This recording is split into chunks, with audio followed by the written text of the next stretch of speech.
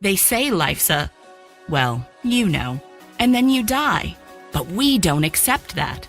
It is time for you to take charge of your finances, time, business success, family, interpersonal relationships, spirituality, and your health. In short, it's time for you to take your life back now. L. David Harris and his team will help you do just that through one-on-one life coaching sessions, in-person seminars, webinars, and other trainings. Come on, tell the truth. You're ready, aren't you? Take your life back now with L. David Harris. You won't regret it. Hello, hello, hello. My name is L. David Harris. I am your favorite life and success coach, and this is Amplify This Moment. What moment? This moment. We have no other moment besides now with which to contend, because yesterday is gone, tomorrow is not promised, and even 1 minute from now is not guaranteed. So we need to maximize, capitalize on, and amplify the moment that we have been entrusted with. I'm so thankful that you're here. And listen, we are going to have an interesting, quick discussion today about following your dreams, but what? Get to work. Follow your dreams, but get to work. There are so many people these days who are just dreaming. And I'm not saying there's anything wrong with the dream. Martin Luther King Jr. had a dream. So how could I say that there's something wrong with a dream? But you have to get to work, brothers and sisters. Wherever you are in the world, I want you to hear this resoundingly. Turn it up and listen to me tell you today. And you know it already. It's deep in your core, even if you're a dreamer, that you have to get to work. All right, so follow your dreams, but get to work. This is the concept with which we're working today. The one who works in his or her field will have plenty of food. So we're using an agricultural perspective today, but whoever chases daydreams lacks wisdom. Can I say it again? The one who works in his or her field will have plenty of food, but whoever chases daydreams lacks wisdom. So I want you to watch out for, and I encounter people who have been scarred by coaches, life coaches, and some other people who are, selling you dreams.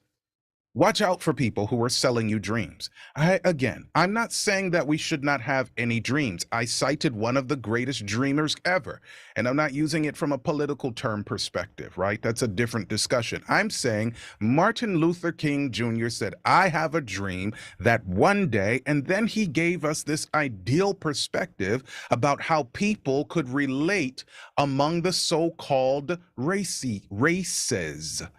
Among the so-called races. He had a dream. But watch out for people who sell you only dreams, and they want you to think that, if you just dream, then something positive is going to happen. No.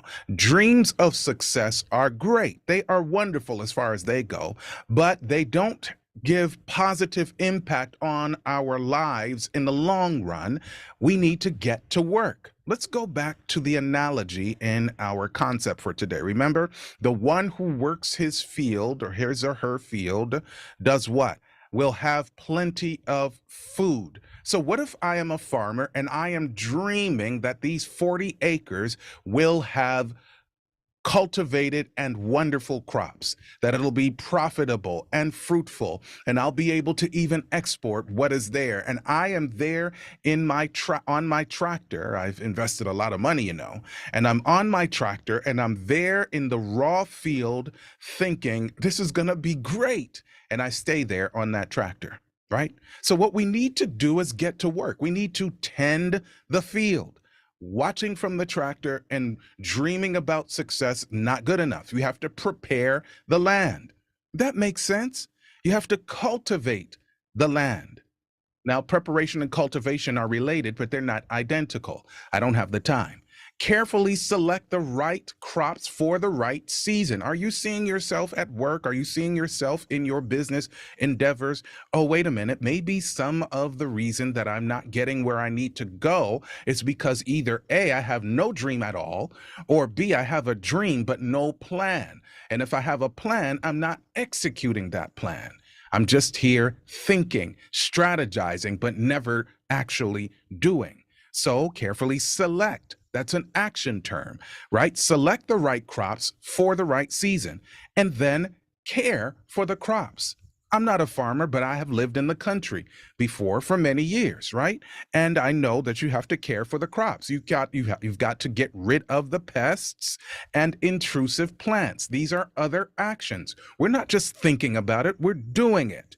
And then prune if necessary. It just depends on what crops we're talking about. Of course, it needs to be watered if possible. You may not be able to water it. Maybe it's too much.